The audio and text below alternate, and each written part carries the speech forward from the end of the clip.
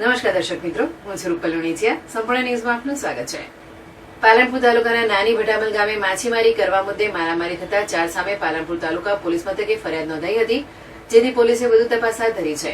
હાલમાં દાંતીવાડા ખાતે રહેતા અને મૂળ રહેઠાણ હુડા હરિયાણાના ઓમપ્રકાશભાઈ લેખરાજભાઈ ગાબાએ પાલનપુર તાલુકા પોલીસમાં ફરિયાદ નોંધાવી હતી, જેમાં જણાવ્યું હતું કે દાંતીવાડા ડેમ ખાતે મુસ્તફાભાઈ માખણોજીયાએ દાંતીવાડા ડેમના ઇજારેદાર છે, જેથી દાંતીવાડા ડેમમાં માછીમારીને લગતા તમામ રાઇડ ઇજારેદાર પાસે છે. તેમાં ઓમપ્રકાશભાઈ મેનેજર તરીકે ફરજ બજાવે છે.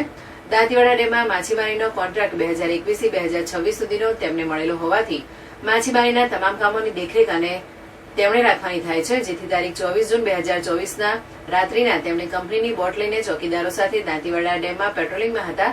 તે દરમિયાન રાત્રિના 3:30 વાગ્યાના સુમારે નાની ભટાવલ ગામની સીમમાં આવતા ટોર્ચ મારી લાઇટ કરી જોતા સલીમ ઉર્ફે ચિત્તો અશરફભાઈ પઠાણ રહેઠાણ પાલનપુર તેની સાથે બીજા 3 ઈસમો માછીમારી કરતા હોય, જેથી તેમણે કહેલું કે તમે અહીંથી જતા રહો, આ નદીમાં માછીમારી કરવાનો કોન્ટ્રાક્ટ અમારી પાસે છે.